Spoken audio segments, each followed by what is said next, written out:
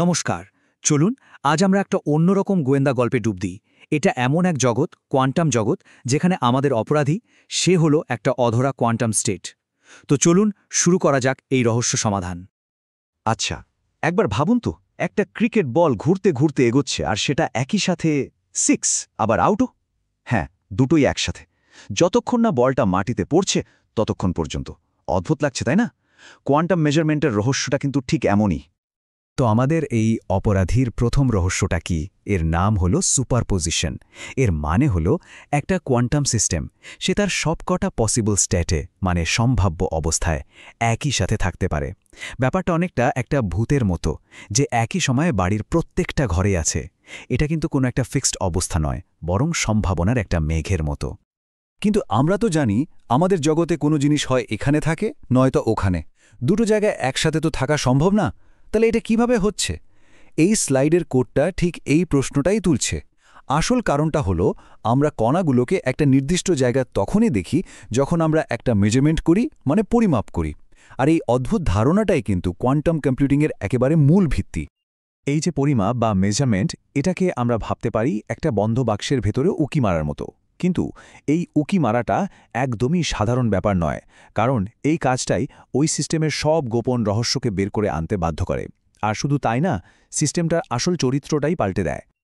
তাহলে এখানে একটা বড় প্রশ্ন উঠে আসছে, যদি একটা কোয়ান্টাম স্টেট শুধুই সম্ভাবনার একটা মেঘ হয়, তাহলে সেখান থেকে আমরা একটা মাত্র নিশ্চিত উত্তর বের করি কিভাবে? তো চলুন আমাদের তদন্তে প্রথম ক্লু খোঁজা যাক। আর এর জন্য আমাদের প্রথম হাতিয়ার হল প্রজেক্টিভ মেজারমেন্ট। এটাই আমাদের প্রথম আর সবচেয়ে সহজ ক্লু বের করার রাস্তা। এই ব্যাপারটা বুঝতে গেলে ক্লাসিক্যাল আর কোয়ান্টাম জগতের তদন্তের মধ্যে পার্থক্যটা বুঝতে হবে। ধরুন, ক্লাসিক্যাল জগতে তদন্ত করাটা একটা পুরনো ছবি দেখার মতো। ছবিটা তো আর পাল্টে যাবে না, তাই না? কিন্তু কোয়ান্টাম জগতে ব্যাপারটা হলো একটা সিল করা চিঠি খোলার মতো, যেই চিঠিটা খোলার সঙ্গে সঙ্গেই নিজেকে ধ্বংস করে ফেলে। মানে তথ্যটা তো পাওয়া গেল, কিন্তু বাকি সব সম্ভাবনা সব এক মুহূর্তে শেষ। একেই বলে স্টেটের কোল্যাপ। এই পুরো প্রক্রিয়াটাকে আমরা খুব সহজ 3টে স্টেপে ভাবতে পারি।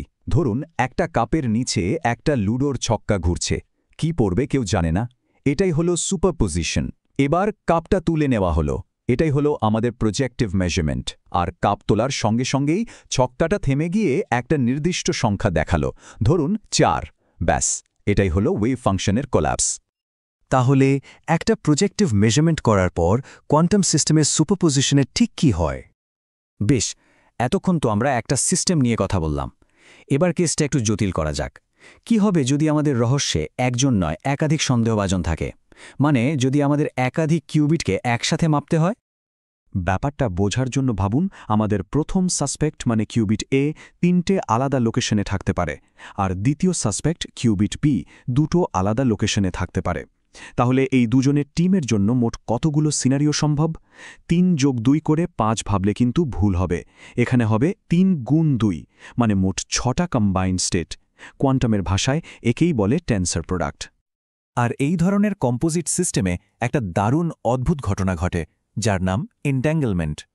এর মানে হল, যদি দুটো কিউবিট এন্ট্যাঙ্গলড থাকে, তাহলে একটার অবস্থা মাপার সঙ্গে সঙ্গেই অন্যটার অবস্থাও জানা যায়, ইনস্ট্যান্টলি। তারা যতই দূরে থাকুক না কেন।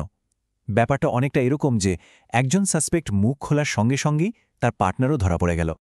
তাহলে দুটো কিউবিট দিয়ে তৈরি একটা কম্বাইন্ড সিস্টেমের মোট স্টেটের সংখ্যা কিভাবে হিসেব করা হয়? একজন ভালো গোয়েন্দা কিন্তু সবসময় সোজা সাপটা অ্যাটাক করে না, তাই না? কখনো কখনো সাসপেক্টকে না ঘাটিয়ে আরও সূক্ষ্মভাবে তথ্য বের করতে হয়। চলুন আমাদের ডিটেকটিভ টুলকিটের পরের যন্ত্রটা দেখা যাক। দেখুন, প্রজেক্টিভ মেজারমেন্টের একটা বড় সুবিধা হলো, এটা আমাদের একটাই ফাইনাল নিশ্চিত উত্তর দেয়, 0 অথবা 1। কিন্তু এর একটা বড় অসুবিধাও আছে। এর জন্য একটা দাম দিতে হয়।